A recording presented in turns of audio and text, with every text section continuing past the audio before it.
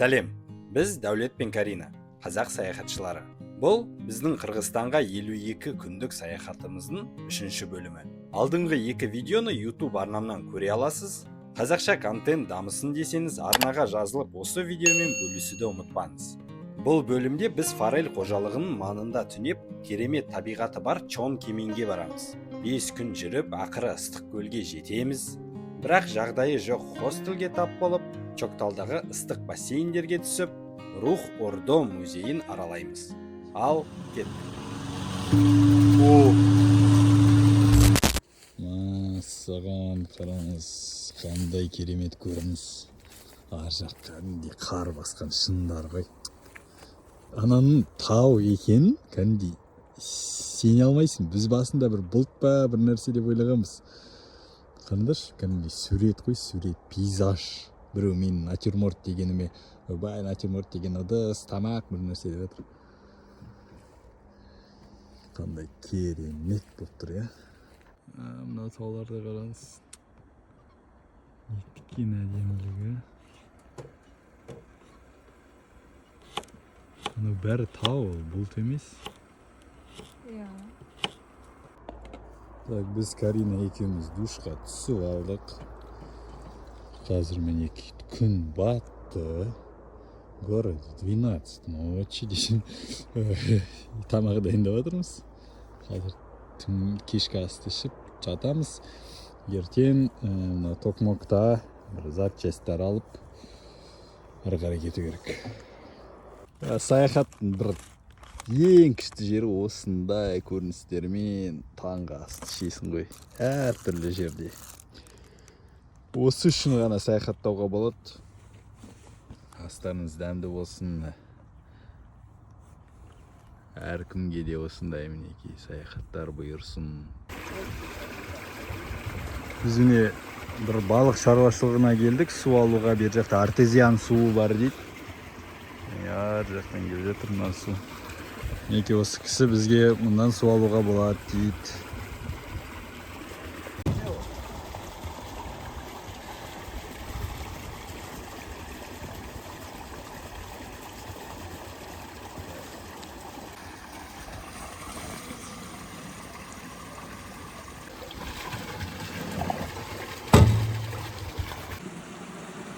Форель жүзіп жүр енді. А для чего их делят на бассейны? Я сам точно не знаю. Ну, я так догадываюсь, типа, вот когда я на рыбном хозяйстве работал, вот, в аквапроме, там, в общем, понимаете, тоже вот бассейнами делят. В одном бассейне маленькие рыбки, в другом побольше. Вот, там, Ну, как скот, в принципе, да, там, Да, кто да. оплодотворился, кто нет, да. да, там вот мальков разводят, это самое, разводят, там, специальные бассейны есть. Они потом подрастают, их вылавливают, и другой бассейн. И разным кормом, по бассейну,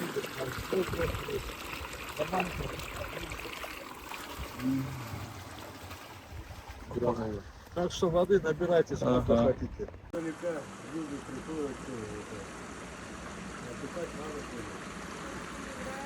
Так, енді көрейік дядь Сашаның еңбегін. Осыған дейін 3-ші ретке ғана оталдырған машина. Бірінші 2 рет өшкен, газға ешқандай реакция болмаған. Обязательно газды басып тұрып оталдырған мен. Қазір көреміз.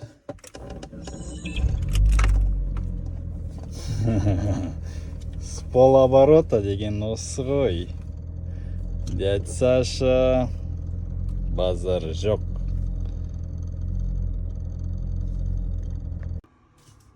Біз міне автобөлшек дүкеніне келдік, Токмок қаласына.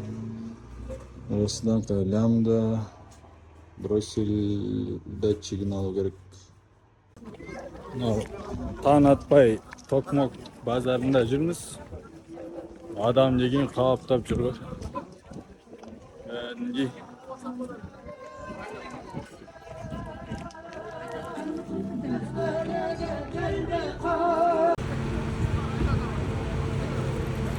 Мы сейчас находимся на рынке Токмок. Просто вот сегодня людей очень много. Короче, бер жақта міне көлік базары да бар екен. Базар жоқ бар ғой, мына Токмок деген шағын ғана қала, бірақ адам деген кәдімгідей и выбор да жақсы бар ғой. Тағы бір қызық, бұл жақта көбі орысша сөйлейді екен. Кәдімгідей өз араларында да орысша сөйлейді.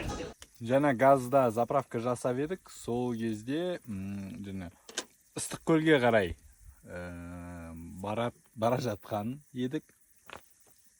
Сосын артымыздан бір грузовой Мерседес тоқтап, осылай мынау жерде Чон Кемин деген жер бар, сол жаққа бармайсыңдар ма дейді. Сосын мен Google картамда Чон Кемин сақталған екен. Ондай қай жерге баруға болады дегенде.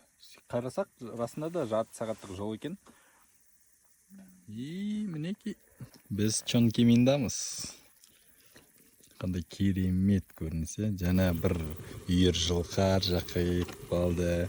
Сосын бір туристер салт атпен бер жаққа кетті. Күшті болып тұрғандай.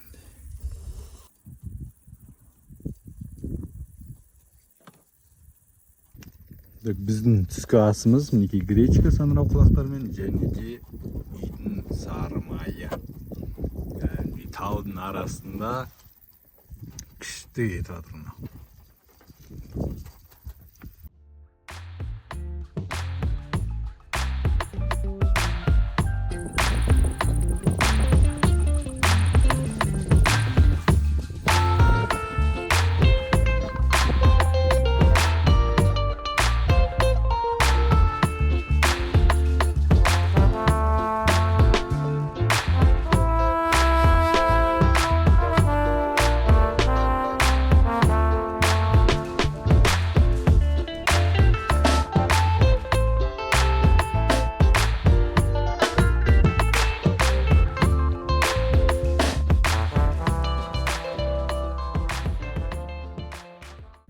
Біз күн батысына сәл үлгермей қалдық, уже кетіп бара жатқанда ғана шығып алдық. Мынау төбенің шыңына, төменде желмаямыз тұр, таулар, және күн батқасын мынау сразу нетіп кетті бар ғой. Мен даже мына қалпақтың құлағын түсіріп жерім суытып кетті. Прям аяқта міне күзгі етік уже астында желетке Ақтөбенікі. Үстімізде шапан. И ызғар сезіліп тұр бар ғой, бір салқын ызғар. Қазір дала суытып кетті. Біз көліктің ішіне кіріп кешкі асты ішеміз дедік. Уже суытып, және түн батқан соң қатты тамақ дайындағымыз келмеді. Қазір Биг Бонды қайнатып қойдық. И жалпы жаңа Каринаға біреу жазады да, деп ойбай, сендердікі не өмір деп, бала шаған жоқ, үйін жоқ, ет жемейсіңдер, ақымақтық ол, қате сендердікі деп жазып жатыр да. Өткен жолы маған да бірнеше кісі солай жазып, ет жемейтін қандай қазақсың, онда мен сенен подписка жасайын деп, бір маған ет жегенім үшін подписаться еткен дейді. Соны қазір ойланып отырмыз. Негізі қазаққа жағу қиын, е? Иә. Андай любой бір сын тауып алады по-любому. Ет жемейсің дейді, анау, бала шаған бар ма деген ең жиі сұрақтардың бірі. Біз блогта саяхат туралы жүргіземіз. Егер саяхат ұнаса, жазылыңыз. Бізде таң атты. Және де ауа райы күрт өзгеріп кетті. Кешегі ауа райыны енді айта алмай, аспан ап-ашық, ешқандай бұлт болған жоқ еді. Кеше түнде сәл жаңбыр сіркеледі. Және бүгін міне күн көрінбейді, аспан бұлттанып тұр. Қатты бір жаңбыр жаумай тұрып, бізге төменге түсу керек. Бүгін түнде сәл салқындау болса да, біз отопительді қоспай ұйықтадық. Басында қосып едік, бірақ ысып кетті, сосын өшірдім. Үстімізден тағы да спальный мешокпен жамылып, солай ұйықтадық. В принципе, жақсы. Сосын бір таңғы 7-де ме солай қостым. Өйткені жаңа тоқтамай істесе, бір түннің ішінде 1 литр кетіреді ғой. Автономкамыз. Кеше тағы да осындай ой келді. Мынау Қырғызстанда да ауа райы бұзылып барады ғой. Күз келе жатыр, жаңбыр түнде. Бірақ Турцияда ауа райы жақсы дейді қазір. Қазір андай бархатный сезон Турцияда. Мүмкін бұралып Турцияға шығып кетеміз. Мынау немен шығуға болады? Қазір Ферғанаға Өзбекстанмен кірсек, Бейнеуден шығып, Ақтаудан прямой Атырау арқылы.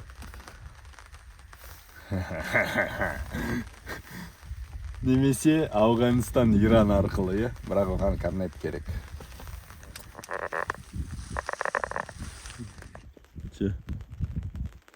Барамыз ба?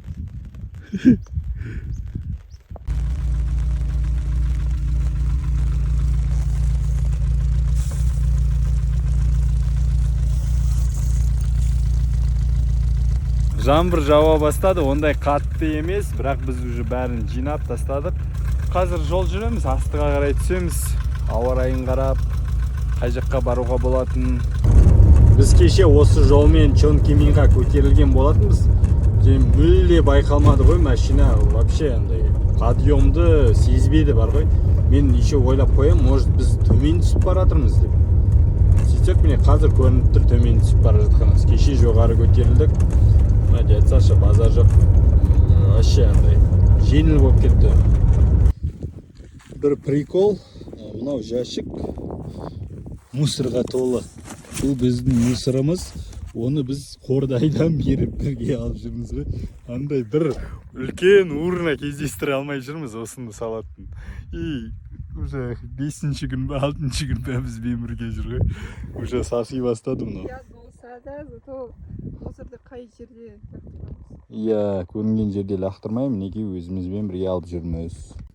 Так, достар, бізден бір косяк кетті. Бұл Қырғызстанның туы ескі ту екен. Мен керісінше бұны жаңа ту деп ойлағанда, заказ берген кезде де тексермегем. Заказ бердім да, өздері тауып алады шығар деп ойлағам ғой. Сөйтсем, бұл ескі ту екен. Кешірім сұрайым. Барлық қырғыздардан енді қол тисе өзгертем. Жаңа туды белгілеп қоям. Бірақ бұл туды ауыстырған кезде мен қырғыздардың көбі ескі ту үшін болғанында естіген болатын. Ауыстыру керек па, жоқ па? Айтыңыз.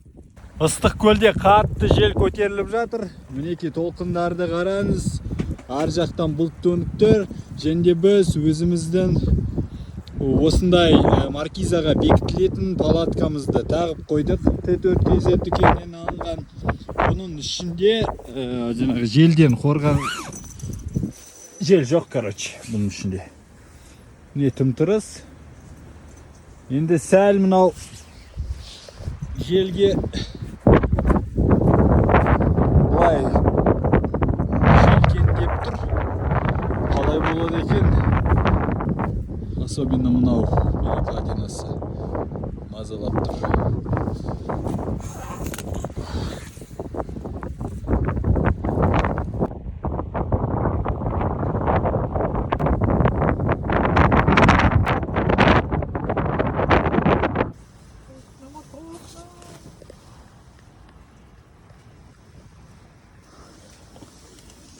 Мұнда тек пол жетіспейді екен, негізі полы бар. Біз білген жоқпыз, полы бөлек екен.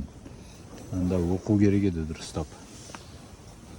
Пол болса, вообще мынаның іші андай полностью жабық болады. Так, ары бері жүгіргенше Карина түскі асты дайындап қойды. Қараңыз, борщ. Кім саяхатта борщ жеп көрді. Борщ түгілі міне салат тұр. Қандай керемет. Жел көтерілуде. Біз қазір тамақты ішіп, мынаны бәрін жинап тастай шығармыз. Полиэтиленовый. Түскі асты ішеміз. Осындай міне ыстық көлге қарап, әдемі көрініспен. Ар жақтан жаңбыр келе жатыр, қараңдар. Біз мұны бәрін жинап тастадық, тезірек полиэтиленовый деп. Бөт ауа райы. Қазір мынау жерден де кететін шығармыз. Сәл қаланың ішіне ғана бір жерге. Не болатын кім білет.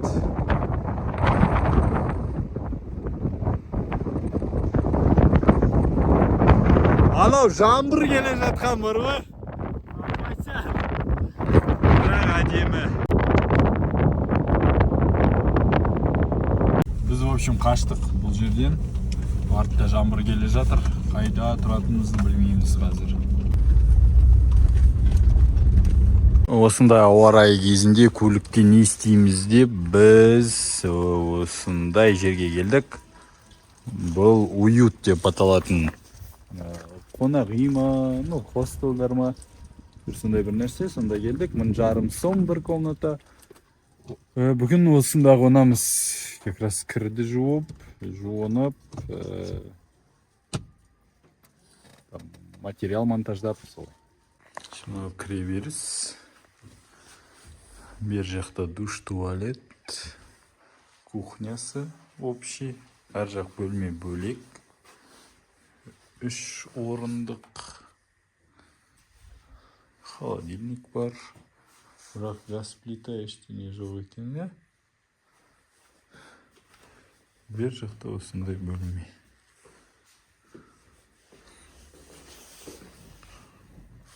Батарея салқын. В общем, мына уют деген жер ғой. Не сұрасам? Қалай еді? Анда кухнясы тұр, бірақ газ ештеңе жоқ. Оны жаңа қайда десем, жоқ, бізде ас үй бөлек. То есть, мұнда столовый бөлек, онда сатып аласың. Сосын не туралы? Wi-Fi паролін білмеймін дейді. Анда обогреватель, жылы плит бір нәрсе бар ма дейді. Жоқ дейді. Мен машинам комнатадан жылы десем, онда машинаға жат дейді. В общем, no recommendation бұл жер. Бер жақта асханасы бөлек екен, бірақ уже жабылып жатыр. В общем, бұл кісі айтады, өздерін жақта жеңдер. Wi-Fi пароль, төленбеген Wi-Fi. Тамақты автоүйдің ішінде жылытып жатырмыз. Мына бөлменің іші сәл салқындау, дала енді суық қой. Батарея істемейді, әлі жылу қоспаған. Сосын бізге жай пододеяльникпен осындай бір жамылғыш берді. Бұның өзі бір адамдық. Сосын не обогреватель, не жылы көрпе бересіз бе деп сұраған едім. Жоқ дейді, бізде ондай жоқ. Өзіміздің спальнигімізбен осындай пледімізді алып келдік. Осымен жалынып жатамыз. Келіп демалам деушілерге өзіңізбен бірге не алатынызды біліп отырыңыз.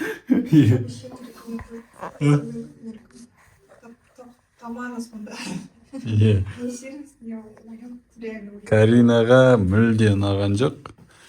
Өйткені мынау дәретхананың өзінде де урна тазаланбаған.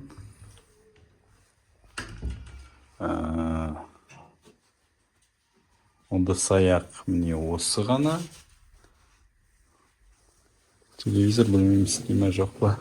Мынау шайнектің ішінде, в общем, біреу шай қайнатып баққан ба, в общем, солай қалып қойған. Бұнда ішінде нелер, шыбын шіркейлер жүр. Біз өз шайнегімізбен, в общем, бәрін неден ысытып алдық қой. Қайырлы таң! Түніміз өтті. Екеуміз де видео түсіріп жатырмыз. Бүгін күн ашылған сияқты. Ауа райы бойынша жаңбыр жоқ. Қазір енді көреміз. Мүмкін ущелье жаққа, Семеновский, Григорьевский ущельялар жаққа барамыз. Көлден не қазір? Көлден онша пайда жоқ. Тауларды аралаймыз. Желмаямыз тұр. Несін тексеріп алу керек. Үстіңгі бактарын бәрін. Şimdi бұлай қалада таңғы асты шиттеп жатырмыз. Ашқазақ Про ұсынады. Қараңыз достар, қып-қызыл алма кәдімгідей көше бойында өсіп тұр. Базар жұртны.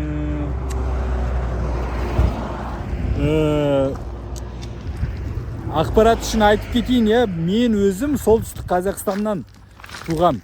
Біздің жақта өсетін жеміс бұл максимум андай осындай алма ранетка бар ғой, болды. Одан басқа түк өспейді. Мынаны қараңдар.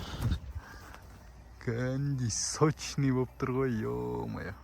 Бізде жаңа локация, бұл Ыстықкөлдің жағасы, Ыстықкөл халықаралық аэропортына қарама-қарсы жерде. Ар жақ тау, бұлттар жайылып жатыр. Анау жаңбыр бүгін бізге келетін шығар, өйткені ауа райы бойынша бүгін түнде жаңбыр болады. Бірақ көлдің үсті керемет болып тұр.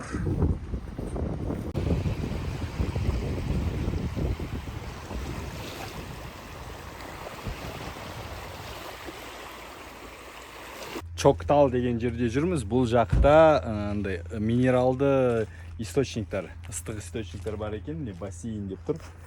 Көреміз қазір. Қандай не екенін, істейма, істемейма. Жалпы қалай. Бос сияқты. Саламатсыз. 500 қанша? 250. 250 бір адам. Хамда он общий, да? Нет. Общий ма? 6 раздельных, отдельные. Вот такие маленькие вот такие. Ага. Нет, женский, мужской общий. Нет, мы берем, получается, отдельный, да, и в нем вдвоем можем быть, да? Можно так. Там и так одна для семьи. Ага, все понятно. А этот, он горячий, да, прям? Да. Горячий есть, теплый есть, холодный. Вообще жерден шыққан су. Үшеуі ысық, біреуі жылы, біреуі мұздақ. Все. Мұздақ мынау ненің ысық көлдің суы, иә? Нет. Или жердің астынан шыққан ба? С колонки. Можете посмотреть. Иә, қызық я просто говорю. Былай күн жылы сияқты. Короче, біреу ыстық дейді прям, біреу сәл жылы, біреу салқын дейді. Азар жоқ? Иә? Адам жоқ?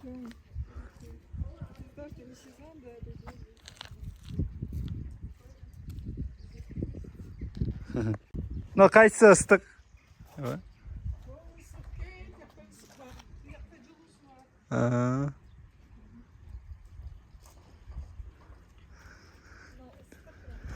Жүр, нені алайық? Әже, аяғы ауыр кісілерге бола ма? Как раз оларға. Неге ер адамдардың шешінетін жері бөлек, осындай жақсы шкафчиктар бар, таза, адам жоқ. Это какой? Прям сильно? О, много прям ссыхло. А тот? Тут холодный. Тут прям как озеро. Ну вот контраст самое то. Сюда быстренько, потом сюда быстренько. Вы откуда? О, издалека. Из Казахстана. А что-то вы поздно приехали. Мы с 3 числа. Здесь? Но мы каждый год сентябрь только. Потому что что-то здесь дожди начинаются. Мы тоже... Кончились уже, все не будут. А, не будет? Все будет хорошо. Она разрулит. Все прогонит. Ну, у нас молодец. Рақат екен бар ғой. Бірінші рет осындай ыстық суға түсіп жатырмыз. Кайф, бөлек тап-таза, андай жұмсақ су бар ғой. Бөлек екен. Мынау примерно Ыстықкөлдің суындай сап-салқын бар ғой. Мынау прям салқын бар ғой. Мұздай су. Бірақ кайф анау ыстықтан кейін шыққан жоқ. Осындай тап-таза бассейндер бар ғой. Бұл жерде күшті. Бірақ жазда мынау жерде орын таба алмайсың дейді. 1 сағатқа 250 сом күшті. А сезон кезінде қанша екен? Рақат. Мынау жер рақат бізге ұнап жатыр. Максимум қолдан ұстаймыз қазір. Мынау бассейн орташа жылулық. Я ыстық та емес, салқын да емес. Андай жұмсақ, приятный. Жақсы мынау андай орташа бар ғой. Прохладно екен, Иә, мынау жақсы. Анадан қарағанда салқындау, иә?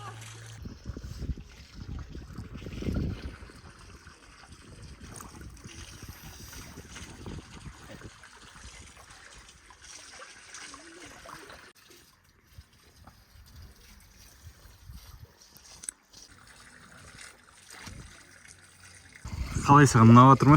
Я күшті прям Кайф, иә? рахат, иә. Бөлек екен, ба? Көлге қарап блин, су күшті деп бірақ та не ауа райы онша емес. Содан кейін шомылмады қанда да Рақат екен. ыстық бассейн, бірақ та соншама ыстық емес, қатты ыстық емес. Иә, анау уже отырғанда үйреніп қаласың да, күшті болып қалады.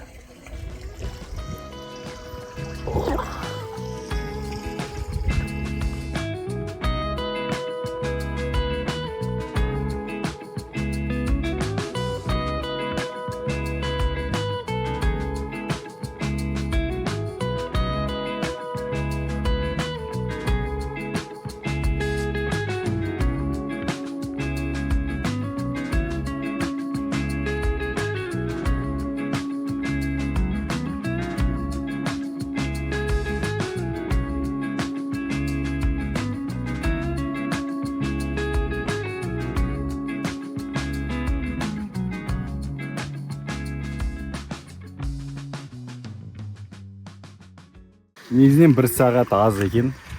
Енді қызған кезде уақыт бітіп жатыр. 1-2 сағат жақсы болушы еді, иә? 2 сағаттай тема кайф. Бұл жақта беседка бәрі бар. Негізі, егер бұрын ешқашан осындай ыстық көздерге түспесеңіз, онда міндетті түрде түсіп көру керек, өте жақсы. В общем, бұл суды ішуге болады дейді. Және біз ол суды алайық деп жатырмыз. Ол ем су лечебный, не знаю. В общем, минералды суды ауырып қалмайық. Біз, короче, суды өзімізбен бірге алатыз. Если что, желмаяның ішінде, короче, источникқа түсеміз.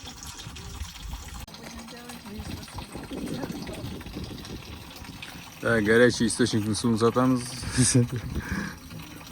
Енді бізде автоемізде минералды жылы су бар. Атакта. Қазір ыстық көлдің мынау солтүстік жағасы бойынша жүріп келеміз. Мында ауылдан кейін ауыл бірінен кейін кете береді. Бүкіл жерде жаңағыдай туристік орындар, пансионаттар, әртүрлі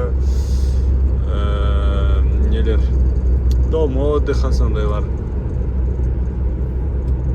Бірақ таза бәрі, жол жақсы. Енді қазір сезон бітті ғой. Адам аз, турист аз. Мектеп басталды.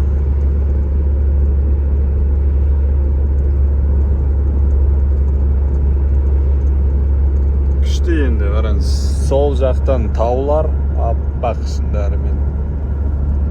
Он жақтан анда көл, алма ағаштары, жасыл бәрі тамаша болып тұр. Примерно мынаның барлығына барып келу керек қой, бірақ джип тур емес, желмая турмен. Так, Рух Орда музейіне келдік. Бұл Шыңғыс Айтматовтың атындағы музей. Мінеки не бар дейді. Дом музей, православная часовня, мусульманское часовня, сокровище здание. В общем, комплекс қой мынау. Так, әзірше касса ештеңе көрмей тұрмыз. Міне касса. Так, қанша не тұратынын көрейік. Так, кіру үшін меймандар кассадан билет алу шарт еді. Тығызға дейін 500 сом, чет өлкөлөргө, Кыргызстан жарандарына 350 сом. Кіру билеті 500 сом. Негізі мені қырғыз деп ойлап қалды, бірақ өтірік айтқан жоқпыз. Ух ты. Өтірік айтқан жоқпыз, 500-ден сатып алдық Қазақстаннан.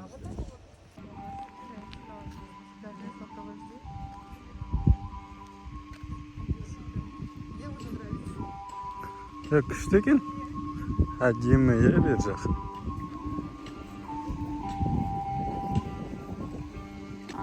Сразу айтып кетейін, Шыңғыс Айтматовпен онша қатты таныс емеспін, бірақ Плаха деген романын оқыдым.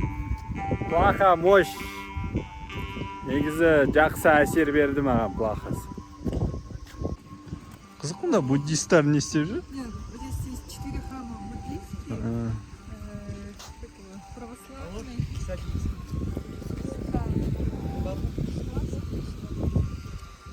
Ух ты. Тум деш бір.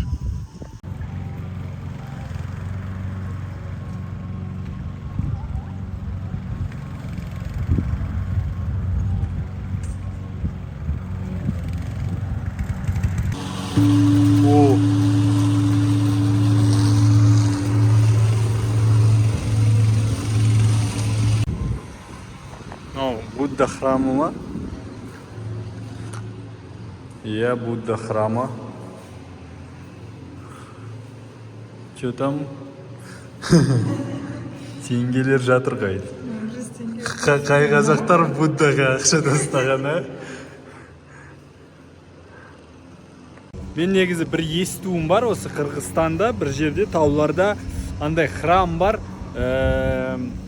Сөйлемейсің ол жақта, бір ай бойы вообще сөйлемейсің, ана обет молчания дейді ғой, сондай ұстанасың дейді. Міне еврейлардың да храмы бар екен. Сонда мұнда 4 діндікі, я, міне мұсылман, еврей, қайда христиан, анау не жақ? Тенгрианство ма ол? Сосын Будда.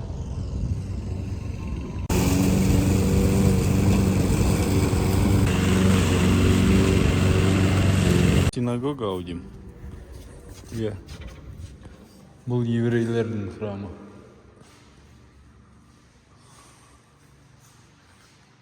Примерно бұл апостолдар. Бұл одинокая гора. Так, бер жаққа ешкім ештеңе қалдырмайды. Енді буддисттер шарит етіп кеткен, е?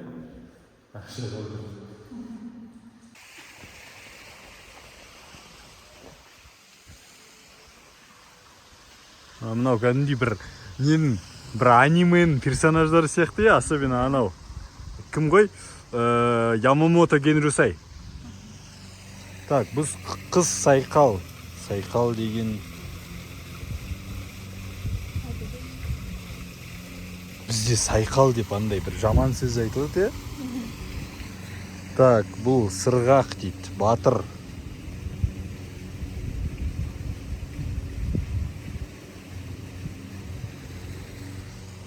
Так, бұл Бақай дейді. Эпос, Манас эпосының басты кейіпкері дейді. Міне Манастың өзі. Манас негізі ЮНЕСКО-ның қорғанысында ұлы эпос қой. Және біздің қазақтың алпамысы негізі ол да Манас туралы дейді. Кейбірі жаңағы алып Манас деген. Очень сондай деректерді естіген мен. Нақты Алманбет дейді. Манастың ең жақын досы. Мынау туралы бір күшті мультик жасаса ғой. Қошой. Мынау Қошой мощный екен бар ғой. Мынау еще жас емес қой, примерно бір 70-те уже бер жақта. Так, бұл примерно көшпенділердің мұражайы, қолөнер мекені дейді. Сондай киіз үй бар. Мынау қалпақтың габариттеріне әлі нете алмай жүрмін. Үйрене алмай жүрмін бар ғой. Бүкіл жерге соғыла беремін. Қолыммен қарма бағала дейді. Руками не трогать. Don't touch. Күшті көрінеді, я? Бер жаққа аяқ киімді шешіп кіру керек.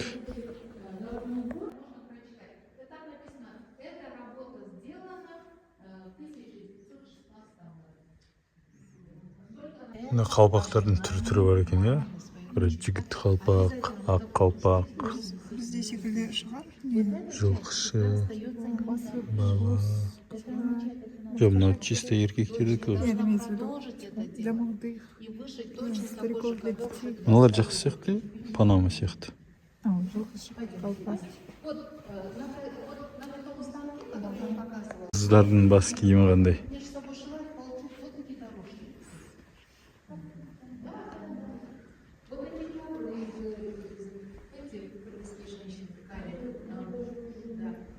Әйелдердің бас киімдері осындай болады екен. Қырғыздар бұл қалпақты әйелдерге кигіздірмейді ау деймін. Мысалы, әйел адам кисе де ол андай ұрсып сөгеді. Мынау бассейн не үшін салынған да? Қызық.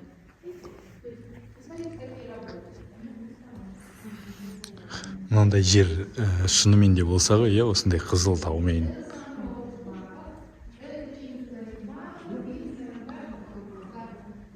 Мынау кілем күшті екен.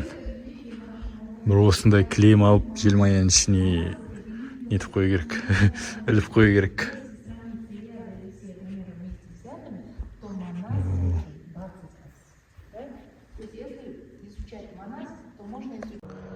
Енді көрініс бөлек, е? Тау, болт. Керемет, бер жақта бір нәрсе салып жатыр.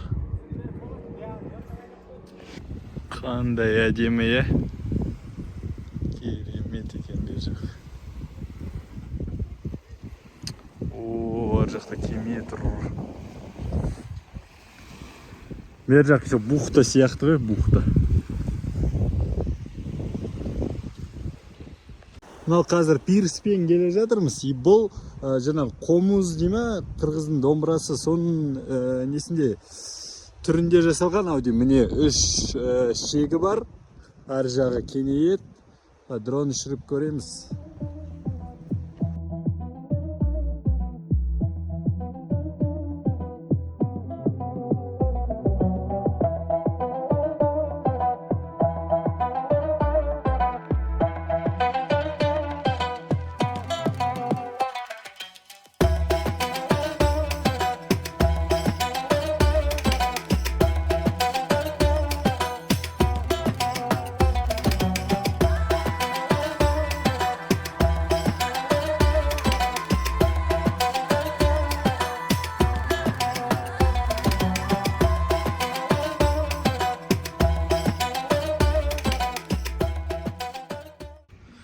Неке осы Шыңғыс Айтматовтың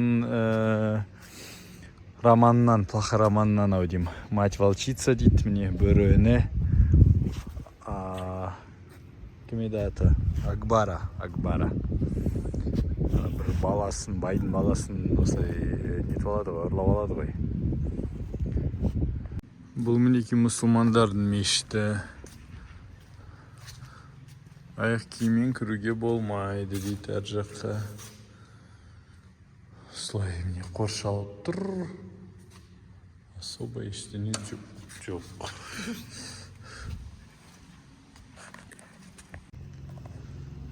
Мә, қараңыз, балық жүр.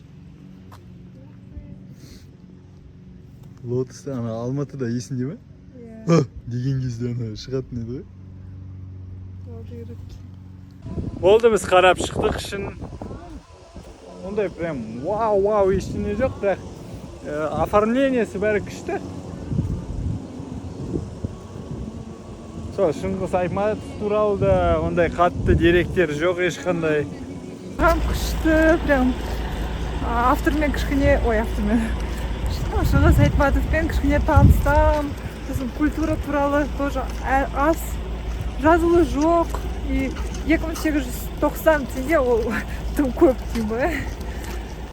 Біз мына Бостері деген жерден асып жол бүтүп калды, жакшы жол. Осындай жөнделип жаткан эки жол акты. Мынау чота алыска созулатын сыяктуу бар ғой. Осымен 3-ші бөлім аяқталды. Бізді алда тағы қызық күндер күтіп тұр. Сондықтан келесі видеоны жіберіп алмау үшін арнаға жазылып, қоңыраушаны басып қойыңыз. Видео ұнаса лайк басып, пікір қалдыруды ұмытпаңыз. Ол бізге үлкен қолдау болады. Келесі кездескенше.